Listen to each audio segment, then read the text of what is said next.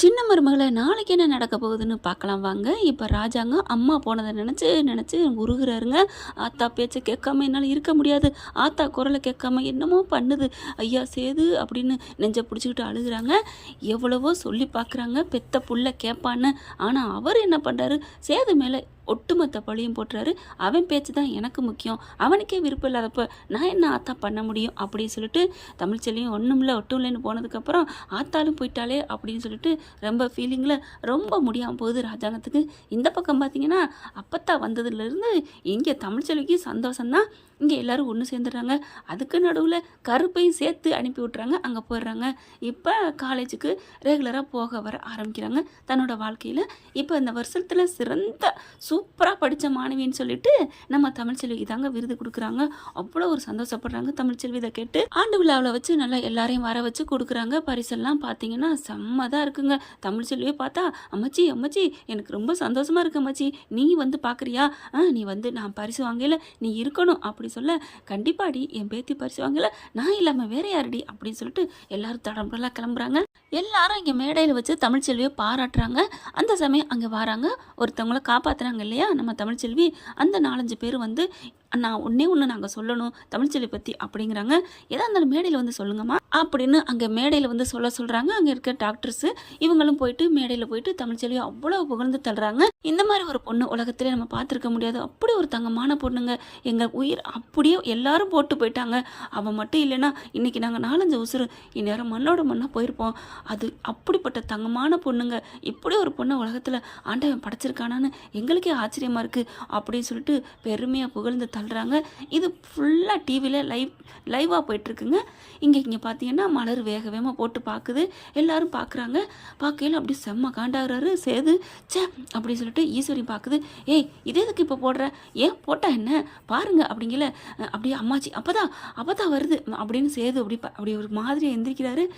அங்கே ராஜாங்க அப்படியே போன மனுஷன் பட்டுன்னு வந்து உட்கார்றாரு. அத்தா அப்படின்னு சொல்லிட்டு அம்மாச்சி வந்து என்ன பண்ணுறாங்க, எனக்கு ஒரு உந்துதலாக இருந்தாங்க. நான் இந்த மாதிரி பரீட்சை எழுதுறதுக்கு காரணமே ஏன் அம்மாச்சி தான். அவங்க தான் வீட்டை எதிர்த்துக்கிட்டு என்னை படிக்க வச்சாங்க, படிக்கிறதுக்கு உறுதுணையாக நின்னாங்க பரீட்சை எழுதுறதுக்கு அப்படின்னு சொல்லிட்டு அம்மாச்சியை பெருமையாக சொல்ல, நான் ஒன்றும் செய்யலைங்க, இதில் என்ன இருக்குது, அவளை கூட்டிகிட்டு போய் நின்றுட்டு வந்தேன் அவ்வளோதான். ஆனால் மற்றபடி அவள் நல்ல மனசுக்கு அவள் தான் காரணம். அவள் படித்து பரீட்சை எழுதி தமிழ்நாட்டிலே ஃபஸ்ட்டு வந்ததுக்கும் அவள் தான் காரணம். எல்லாமே அவதாங்க என் தங்க பேத்தி, நல்ல தங்கமான மருமக அப்படின்னு சொல்லிட்டு பெருமையா சொல்றாங்க. வந்தவங்க பெருமையா சொல்றாங்க, அங்க இருக்கிறவங்க பெருமையா சொல்றாங்க, எல்லாருமே பெருமையா சொல்ல. ஆனா இவ்வளவு பெரிய தங்கமான மனசுள்ள இந்த தமிழ்ச்செல்வியை, இந்த பொண்ணை எப்படி அவங்க புகுந்த வீட்டுல விட்டாங்க, மிஸ் பண்ணாங்க அப்படிங்கறத ஆச்சரியக்குறியா இருக்குன்னு அங்க டாக்டர் பேச அப்படியே கேட்குறாங்க. சேதுக்கு செம்ம காண்டாகுது. கொழுப்ப பார்த்தீங்களா அந்த அம்மாவுக்கு அப்படின்னு சொல்லிட்டு இருக்கீங்க. ஈஸ்வரியும் ஆமாப்பா அதுக்கு தான் இதை பார்க்க வேணான்னு சொன்னேன் கேட்டியா அப்படிங்கிறாங்க. அங்கே பார்த்த தமிழ்ச்செல்விக்கு எல்லாரும் பரிசு மெடல் தங்க பதக்கம் அப்படிங்கிற மாதிரி அள்ளி கொடுக்குறாங்க. நீங்கள் சூப்பராக வந்து சேவை செய்யணுமா அப்படின்னு அந்த வந்த குரூப் நிறைய பேசுகிறத கேட்டுட்டு பட்டார்னு டிவி ஆஃப் பண்ணுறாரு. ஆத்தாவை பார்க்கல ஆஃப் பண்ணிடுறாரு. டே சேது ஆத்தாடா அப்படின்னு சொல்ல, விடுங்கப்பா ஆத்தாவாது கீத்தாவாது அது நம்மளை மதிக்காமல் போயிடுச்சு, அப்புறம் என்ன பண்ண முடியும் டேய் அப்படின்னு ஒரு அறா கொடுக்குறாரு. என்னப்பா அப்படிங்க, ஆமாடா அவள் எங்கள் ஆத்தாடா, எங்கள் ஆத்தா இல்லாமல் நான் வாழ்ந்ததே இல்லை தெரியுமா, அந்த சூரியன் எப்படி அஸ்தமனம் ஆகுது எப்படி உதயம் ஆகுது அதே மாதிரி தான் என் ஆத்தா கிட்ட தாண்டா நான் கண்ணை முழிப்பேன் கண்ணை மூடுவேன், என் ஆத்தா இல்லாமல் ஒரு மாதிரியா இருக்குடா, நீங்கள் என்னடா நினைக்கிறீங்க அப்படின்னு சொல்லிட்டு அப்படியே கை கால்லாம் அவருக்கு ஒரு மாதிரியாக தான் ஆகுது. அப்பா என்னப்பா ஆகுது அப்படின்னு சொல்லிட்டு சோஃபாவில் சாய்க்கிறாங்க. டாக்டருக்கு உடனே கால் பண்ணுறாங்க. டாக்டரும் பறந்தடிச்சு ஓடி வந்து என்னன்னு செக்அப் பண்ணுறாங்க. உங்கள் ஆத்தா வந்து பேசுனா தான் இவர் நல்லா ஆகும், இவர் வந்து உங்கள் ஆத்தா அதில் தான் உங்கள் அப்பத்தா அதில் தான் ரொம்ப இதாக இருக்காரு, ஆத்தான்னு உயிரை விடுறாங்க, அதனால் உங்கள் அப்பத்தா கூட்டி வந்து பேச வைங்க, அட்லீஸ்ட் அவங்க குரலையாவது கேட்க வைங்க அப்படிங்கிறாங்க. இதுக்கு வேறு எந்த மருந்தும் இல்லை அப்படிங்க. என்னம்மா கிளவி நினப்பில் அவங்க வந்துருவாளா, அதெல்லாம் வரமாட்டா, கிளவியே வராது அப்படின்னு ஈஸ்வரி மகளும் பேசிக்கிட்டு இருக்காங்க. அங்கே அவளும் சேர்ந்துக்கிட்டு ஆமா ஆண்டி என்ன ஆண்டி விடு அதான் ஊரறிய அத்தை விட்டு போயிட்டால, அப்புறம் என்ன நம்ம காட்டில் தாண்டி மழை, பேசாமல் விடுங்கடி அப்படின்னு சொல்லிட்டு போகிறாங்க. அப்புறம் பார்த்தா சீரியஸ் ஆகுது, ரொம்ப அப்படியே கை கால்லாம் இதாகுது. ஆத்தான்னு சொல்ல சேதுந்து துடிக்கிறாரு. அப்பா என்னப்பா எல்லாரும் ஓடி வராங்க. மலர் இருந்துட்டு ஐயோ மாமா என்னாச்சு மாமா எல்லாரும் தவிக்கிறாங்க துடிக்கிறாங்க. இப்போ என்ன பண்ணுறது, அவங்க குரலை கேட்கணுங்கிறாங்களே, ஐயோ எங்கள் அப்பா கொண்டுனா நான் அடுத்த நிமிஷமே இந்த உலகத்தை விட்டு போயிடுவேன், எனக்கு கல்யாணம் இல்லை காட்சி இல்லை எதுவும் இல்லை அப்படின்னு சொல்லி தவிக்கிறாரு. அப்போ தான் ஐஸ்வர்யா அத்தை ஆண்டி கல்யாணம் இல்லைங்கிறாரு. ஐயையோ! இப்போ என்ன பண்ணுறது? அதான்டி புரியல. டக்குன்னு என்ன பண்ணுறாங்க, சேது உங்கள் அப்பத்தாவுக்கு ஃபோன் பண்ணேன் அப்படின்னு சொல்ல, நான் ஃபோன் பண்ணிட்டேன் சின்னம்மா, எடுக்க மாட்டேங்கிறாங்க. சரி மோகனா உன் நம்பர்லேருந்து அடி அப்படின்னு எல்லா நம்பர்லேருந்து அடிக்கிறாங்க. ஆனால் அப்பத்தா இருந்துட்டு இந்த பயப்புள்ள அடித்தா நான் எடுத்துருவேனா, நான் எடுக்க மாட்டேன் அப்படின்னு சொல்லிட்டு, இங்கே பாரு தமிழ், பாரு மாற்றி மாற்றி அடிக்கிறாங்க. கருப்பு என்ன பண்ணுறாரு, என்னன்னு தெரியலையே மாற்றி மாற்றி அடிக்கிறாங்க. மாமாவுக்கு முடியாமல் வேறு இருந்துச்சு, கொஞ்சம் அட்டன் பண்ணி பேசுங்க அம்மாச்சி. நான் பேச மாட்டேன், என்னை மதிக்காதவன்ட்ட நான் பேச மாட்டேன் அப்படின்னு ஃபோனை எடுக்கவே இல்லை. அப்படியே குரலை கேட்காம தவிக்கிறாரு. அதுக்கப்புறம் மலரை பார்த்து, ஏய் நீ பண்ணால் எடுக்கும் அட்ரி அப்படின்னு சொல்ல, நானா அப்படி சொல்லிட்டு சரின்னு சொல்லிட்டு மலரை அடிக்குது. மலர் காலை பார்த்தோன்னே, அம்மாச்சி மலரக்கா அடிக்கிறாங்க. அவள் எப்படி அடிப்பா, அவள் இந்த நேரம் அடிக்க மாட்டா, அதுங்க தான் தோண்டி விட்டுருக்குது. எப்படி அம்மாச்சி சொல்கிறேன்? ஆமாம் நாங்கள் அடித்தா எடுக்க மாட்டேங்குது, அந்த கிளவி நீ அடித்தா எடுப்பா அப்படின்னு சொல்லியிருப்பா, அதான் அவள் அடிக்கிறா எனக்கு தெரியுது. என்னன்னு கேட்பா அம்மாச்சி, அதெல்லாம் கேட்காத விடு அப்படின்னு சொல்லி போன வைக்கிறாங்க. மறுபடியும் என்ன பண்ணுறாங்க, இப்போ எடுக்க மாட்டேங்கிறாங்களே, மறுபடியும் பண்ணு அப்படின்னு சொல்ல மறுபடியும் பண்ணுறாங்க. என்னன்னு கேட்போம் அப்படின்ட்டு அட்டன் பண்ணிவிட்டு, என்ன அப்படின்னு சொல்லிட்டு, மலரக்கா என்னக்கா அப்படிங்கல, பேசு. இல்லை தமிழ், அம்மாச்சி எங்க அப்படின்னு சொல்ல, அம்மாச்சி இந்த தான் இருக்கிறாங்க. நல்லா இருக்காங்களா? நல்லா இருக்காங்க. ஏன் எல்லோரும் வீட்டிலேருந்து எல்லோரும் ஃபோன் அடிக்கிறாங்க? ஒன்றும் இல்லை, மாமாவுக்கு ரொம்ப முடியலை அப்படின்னு பட்டுன்னு எந்திரிக்கிறாங்க. அம்மாச்சி என்னாச்சு என் பிள்ளைக்கு அப்படின்னு வேகமாக ஃபோனை பிடிங்கிட்டு கேட்க, அந்தா பேசிட்டாங்கல்ல அதா அப்படின்னு சொல்ல, என்ன அவன் தான் ஃபோன் பண்ண சொன்னானா, அப்போதான் அப்படின்னு இவர் இடையில குரல் கொடுக்க, நீ தானடா ஃபோனை வைடா அப்படின்னு சொல்லிட்டு ஃபோனை வைக்குது. ராஜாங்க பார்க்குறாரு, ஐயோ எனக்கு முடியலன்னு என் ஆத்தா பற்றியா எப்படி பறந்தடிச்சு பேசுது. ஐயோ சேது நீ ஏன்டா இடையில பேசுன? அப்பா நான் என்னன்னு ஆர்வ குரலில் பேசிட்டேன்ப்பா, அம்மா பேச மாட்டாங்களா, அப்போதான் பேச மாட்டாதா, கோவமாக இருக்குது எப்படி பேசும் அப்படின்னு மலர் பார்க்குது. அப்போ என்ன கோவமாக இருந்தாலும் மாமா கொண்டுன்னு துடிச்சு போய் எந்திரிச்சாங்க பார்த்தீங்களா, அதுதான் அம்மாச்சிங்கிறது அப்படிங்கிறாங்க. ஐயோ ஆத்தா உன் பேச்சை கேட்காம விட்டது தப்பு தான், உன் குரலை நான் 2 செகண்ட் பேசியிருந்தா எனக்கு கொஞ்சம் ஆறுதலாக இருந்திருக்குமே. அம்மாச்சி அம்மாத்தா ஆத்தா அப்படின்னு எல்லாம் தவிக்கிறாங்க. அதுக்கப்புறம் குரலை கேட்கணும், எங்கள் அம்மா குரலை கேட்கணும் அப்படின்னு சொல்லிட்டு மயங்கிடுறாரு. ஐயோ என்னாச்சுன்னு சொல்லிட்டு ஹார்ட்டு மூச்சு வராமல் இருக்கா. உடனே மலர் தமிழ் சொன்ன மாதிரியே நெஞ்சை பிடிச்சி அப்படியே அழுத்துறாங்க, பம்ப் பண்ணுறாங்க. கொஞ்சம்னு மூச்சு விட்டுறாரு. மாமா என்ன மாமா பண்ணுது, நான் ஆஸ்பத்திரிக்கு ஃபோன் பண்ணிட்டா இல்லை ஆஸ்பத்திரிக்கு போமா அப்படிங்கிறாங்க. வேணாம் எனக்கு எங்கள் அம்மா தான் மருந்து, எங்கள் அம்மா பேச்சு கேட்கணும் அப்படின்னு அழுகிறாரு. ஐயோ இப்போ கல்யாணம் நின்று போயிருமேன்ட்டு ஐஸ்வர்யா என்ன பண்ணுது, கவலைப்படாதீங்க மாமா நான் ஒரு ஐடியா சொல்கிறேன் அப்படின்னு சொல்ல, ஈஸ்வரி அங்கிட்டு அதை கவனிச்சுக்கிட்டு இருக்குது மாமாவை. இந்த பக்கம் தனியாக போயிட்டு, மாமா நான் ஒரு ஐடியா சொல்கிறேன், அதாவது இந்த ஐடியா பண்ணால் தான் மேலே அவருக்கு அதிகமாக காதல் வரும் அப்படிங்கிற நினைப்பில் சொல்லுது. சரிம்மா என்ன சொல்ல போகிறேன், நான் வந்து அம்மாச்சி அப்பத்தா குரலில் அம்மாச்சி குரலில் நான் பேசட்டா அப்படிங்கல, என்ன சொல்கிறேன், ஆமாம் அம்மாச்சி பேசணுன்னு எப்படி எந்திரிச்சாரு பார்த்தீங்களா, அதனால் நானும் பேசுகிறேன், அவங்க குரலில் நீ பேசிடுவியா, நான் பேசுவேன், நான் நல்லா எல்லார் குரலையும் பேசுவேன் மாமா அப்படி சொன்னோன்னே, சரி ஃபோனை போடுறேன், அங்கே இருந்துகிட்டே பேசுங்க, நீங்கள் ஃபோன் அடிங்க நான் இங்கேருந்து அட்டன் பண்ணுறேன் அப்படின்னு சொல்லிட்டு வேகமாக போகிறாங்க. போயிட்டு அப்பா நான் அப்பத்தாவுக்கு ஃபோன் பண்ணுறேன் எடுத்து பேசுனீங்களா, அவங்க தான் பேச மாட்டேங்கிறாள் ஐயா, அவங்க பேச மாட்டேங்கிறாள் ஐயா அப்படின்னு சொல்லிட்டு அப்படியே நாக்கு இப்படி தொண்டைக்கு நெஞ்சுக்கு இழுக்குது. டக்குன்னு ஃபோனை ரிங்கு போக விடுறாரு. இங்கே ஐஸ்வர்யா தான் பண்ணுறாரு, ஆனால் அப்பாவுக்கு காமிக்காமல் பண்ண அட்டன் பண்ணுது ஐஸ்வர்யா. அட்டன் பண்ணிட்டு ஹலோ அப்படின்னு சொல்ல, அச்சு வசூல் அப்படியே அம்மாச்சி மாதிரியே பேசுதா. அப்பதா ஏன் அப்பத்தா ஃபோனை கட் பண்ண, அப்பா ஓன் நினப்பாவே இருக்காரு. டே யாரா சேது யாரா அப்படின்னு பட்டுன்னு எந்திரிச்சு உட்கார்றாரு.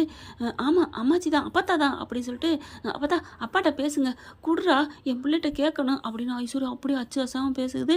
இவரும் ஃபோனை கொடுக்க பட்டுன்னு எந்திரிச்சிட்டு, அம்மா என்னை மன்னிச்சிட்டியாம்மா, என்னை மறந்துட்டியாம்மா, ஏமா போனேன், நான் என்னடா பண்ணுறது, நீ தான் என் பேச்சை கேட்கல, அம்மா நான் உன் பேச்சை கேட்குறேம்மா, சரி விடு, அவள் தான் வேணான்ட்டு போயிட்டா, நான் எங்கேயோ இருக்கேன் விடு, ஆனால் அந்த கல்யாணம் நடக்கட்டும்டா, கல்யாணத்தை நிறுத்திடாத, பாவண்டா சேது வாழ்க்கையில் இனியாவது நல்லா இருக்கட்டும், என்னம்மா சொல்கிற, அப்போ கல்யாணம் நடக்கட்டும்னா நீ ஏமா போன, ஐயோ இப்படி கேட்டாரே. ஐஸ்வர்யா பார்க்குது, இல்லைடா அவள் தமிழ்ச்செல்வி வாழ்த்திட்டு போனால நல்லாருன்னு சொல்லிட்டு, அதனால் ஐஸ்வர்யாவுக்கும் சேதுக்கும் கல்யாணத்தை பண்ணிடு. ஐயா நீ நல்லா இருக்கியா, நான் நல்லா இருக்கேம்மா, நீ பேசிட்டில, இனிமேல் எனக்கு ஒன்றும் இல்லைம்மா, எப்பம்மா வருவ, இருடா என் பேத்திக்கு பிரசவம் முடிஞ்சிட்டு நான் வர்றேன், உன் மேலே எனக்கு எந்த கோவமும் இல்லை, அப்போ வருத்தம் இல்லையே கோவம் இல்லையே, அதெல்லாம் இல்லைடா, நீ இனிமேல் தெம்பா இரு, உன் மயன் கல்யாணத்தை நடத்து, தெம்பா இருந்து யார் என்ன சொன்னாலும் சரி நிறுத்திவிடாத அப்படின்னு சொல்ல, சரிம்மா இன்னும் கொஞ்சம் பேசுமா அப்படிங்கல, இங்கிட்டு பேச விட்டுட்டு சேது பக்கத்தில் இங்கிட்டு வராரு. மலரும் பார்க்குது. என்ன அச்சு அசாமல் மாமா குரலில் பேசுது, அதான் அப்படின்னு ஐசு எப்படி பேசுகிறா அப்படின்னு சேது ஆச்சரியமாக இருக்க, இவங்க அம்மா வேற பக்கத்து சித்ராவோட ஈஸ்வரியும் பேசிகிட்டு இருக்காங்க. இது தெரியாமல் கரெக்டாக அங்கேருந்து வருது. ஐயோ குடியை கெடுத்துட்டாலே, இவளை யார் எல்லா குரலையும் பேச தெரியும்னு பேச வச்சா? ஐயோ ஆமாம்மா தவிச்சுக்கிட்டு வர்றாங்க. அடியே ஐசு ஐசு அப்படிங்கல, சும்மா இருமா மவனே, நீ சந்தோஷமா அந்த கல்யாணத்தை நடத்திரு அப்படின்னு இது விடாமல் பேசுது. ஐசு ரொம்ப நல்லவடா, நமக்கு வீட்டுக்கு ஏற்ற மருமவ அப்படி இப்படி சொல்ல, பார்த்தீங்களா அவளை பற்றியே பெருமையாக சொல்லுது அப்படின்னு இந்த பக்கம் சேதுக்கிட்ட மலர் ஏற்றி விட, மாமா எனக்கு என்னமோ அன்னைக்கு தமிழ்ச்செல்வி குரலில் இவ தான் பேசுகிறான்னு எனக்கு தோணுது. ஆமாம்ல அப்படின்னு சொல்ல, ஐயோ ஏய் ஃபோனை பிடுங்குது ஈஸ்வரியா போயிட்டு, அங்கே பாருடி அதுங்க என்ன பேசுதுங்க தெரியுமா? என்னத்த என்ன ஆண்டி நீ இப்படி அழகாக பேசுகிற, எல்லா குரலையும் பேசுகிற, தமிழ்ச்செல்வி குரலையும் நீ அன்னைக்கு நீ தான் பேசியிருப்பேன்னு கண்டுபிடிச்சிட்டாளுடி. என்ன ஆண்டி சொல்கிறீங்க? ஆமாம், நீ அந்த மலர் தான் ஏற்றி விட்டுட்ருக்கா, நீ தான் அந்த தமிழ்ச்செல்வி குரலில் பேசுனேண்டு. போச்சு எல்லாம் போச்சு, அவன் இப்போ வந்து கேட்க போகிறான். ஆனால் நீ இல்லைன்னு சொல்லிடுடி, நான் தமிழ்ச்செல்வி குரலில் பேசுனேன்னு ஒத்துக்காத அப்படிங்கல. ஆண்டி அப்போ நான் கல்யாணம் நின்றுமா? நிற்காதுடி, அதெல்லாம் நிற்காது, ஆனால் நீ இனிமேல் எனக்கு பேச தெரியாதுன்னு சொல்லிடு அப்படின்னு சொல்லிட்டு, ஐயோ ஆண்டி கல்யாணம் நின்றுருமா அப்படின்னு அதுலேயே மறுபடி பேச, எப்படி நடக்கும், நின்றுரும் அப்படின்னு சொல்லிட்டு கத்திக்கிட்டு வராரு சேது. திரும்பி பார்க்க ஆடி போகிறாங்க. ஏண்டி என்னடி நினச்சிட்ருக்கா அப்படின்னு சொல்லி பலார்னு அற கொடுக்குறாரு. அப்படியே ஆடி போகிறாங்க. மாமா என்னடி நினச்சிட்ருக்க? அப்போ என் பொண்டாட்டிய வாய்ஸில் பேசி எல்லாத்தையும் பண்ணது நீதானா அப்படின்னு சொல்லிட்டு செம்ம கொடுக்குறாங்க. என்ன சத்தம் அப்படின்னு ராஜாங்க எந்திரிச்சு வராரு. முள்ள அம்மா பேசினகையோட இவருக்கு தெம்பு தைரியம் வந்துருச்சு. இங்கே பார்த்தா பயங்கரமாக சண்டை நடந்துட்டுருக்கு. இல்லை மாமா அப்படிங்கல. மலர் சும்மா விடலை, கண்டிப்பாக தமிழ் குரலில் இவ தான் பேசியிருக்கா. அம்மாச்சி குரலில் அச்சு அசாமல் பேசுகிறாங்க மாமா, இதுலேயே புரிஞ்சுக்கங்க மாமா. ஐயோ இல்லை சேது, அவளுக்கு அதெல்லாம் பேச தெரியாது. என்னது பேச தெரியாதா? சின்னம்மா எல்லாத்தையும் கேட்டனே. ஐயே மாட்டி விட்றாதடி, தமிழ்ச்செல்வி குரலில் பேசுனேன்னு அடிச்சு கேட்டாலும் ஒத்துக்காதடி. சொன்னீங்கல்ல அது வந்து அப்படிலாம் கேட்டாலும் நீ வந்து பேசுனேன்னு சொல்லிடாதுன்னு சொன்னேன். அவள் தான் பேசலையே சேது.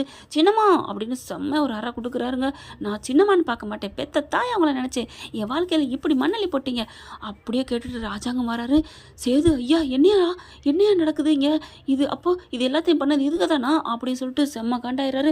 போய் சாட்டை எடுத்துட்டு வாடா அப்படின்னு சொல்லிட்டு, இனிமேல் ஒரு நிமிஷம் இங்கே இருக்கக்கூடாது அப்படின்னு 3 பேரையும் வெளிர் ஓட்டி துணிமணியெல்லாம் தூக்கி அந்த அள்ளி நடு ரோட்டில் வீசி எறிகிறாங்க. கிளம்புங்கடி 3 பேர் அப்படின்ட்டு. அதுக்கப்புறம் அழுகிறாரு. சேது உன் வாழ்க்கையை கெடுத்துட்டேனே, நானாவது திருத்திருக்கணும். என் அம்மா சொன்னதுக்கப்புறம் தமிழ்ச்செல்வியை பாருடா அப்படின்னு அவன் மேலே ஒரு கொஞ்சமாவது நம்பிக்கையோடு நான் பேசியிருக்கணும், என்னை மன்னிச்சரியான்னு சேதுக்கிட்ட ராஜாங்க மன்னிப்பு கேட்குறாரு. ஐயா அப்பா அதெல்லாம் விடுங்கப்பா, எதுக்கு இதெல்லாம் பேசிக்கிட்டு விடுங்க. இப்போ அடுத்து என்ன நடக்கிறது? ஐயோ நான் தமிழ்ச்செல்வியை விரட்டிட்டேனே, நான் எனக்கு மன்னிப்பே இல்லை அப்படின்னு சொல்லிட்டு, ஒரு நிமிஷம் கூட இங்கே இருக்கக்கூடாது, கிளம்புடா நம்ம மருமக வீட்டுக்கு அப்படின்னு சொல்லி கிளம்புறாங்க. என்ன ஃப்ரெண்ட், இப்படிலாம் போக வாய்ப்புகள் இருக்குது. பார்க்கலாம் என்ன நடக்க போகுதுன்னு.